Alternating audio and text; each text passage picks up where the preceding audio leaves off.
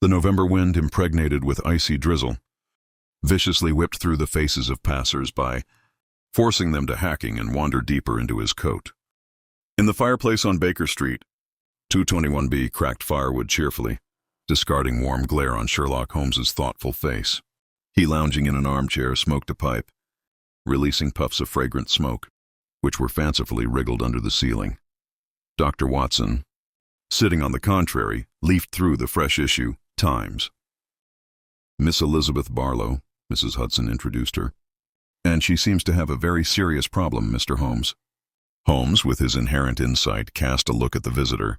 I ask you, Miss Barlow, sit down and tell us what is so disturbing. Miss Barlow, with difficulty restraining her tears, told her story. Her father, a famous jeweler, Mr. Barlow, disappeared 2 days ago. He went to an important meeting and did not return anymore. The police, according to Miss Barlow, reacted to this without proper attention, having attributed everything to a possible escape with her mistress.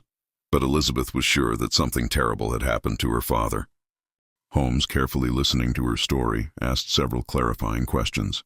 He drew attention to the fact that Miss Barlow constantly fiddled with a small silver medallion on the chain. This medallion belonged to your father? He asked. Miss Barlow nodded. Yes, he always wore him. Show me him, Holmes asked. Taking the medallion in his hands, Holmes carefully examined it. Interesting, he muttered. On it, the clay are barely noticeable on it. It seems that your father visited somewhere around the city, shortly before his disappearance. This was the starting point of the investigation.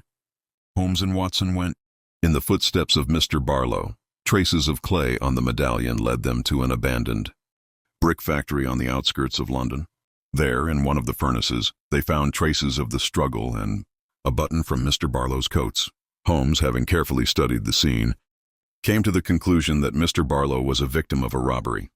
He suggested that the criminals, having learned about the major deal that the jeweler had to conclude, followed him and attacked him at the plant. Thanks to his deductive method, Holmes calculated the criminals, 2 former factory workers, who knew about the existence of a secret move to the territory. The police arrested them, and they confessed to the crime. Unfortunately, Mr. Barlow could not find the body. The criminals said they dropped him into the Thames. Miss Barlow, although he was devastated by the death of his father, was grateful to Holmes for revealing the truth and restored justice. And Sherlock Holmes lit up the phone, again plunged into his thoughts, preparing for new riddles, which the troubled London would inevitably throw him.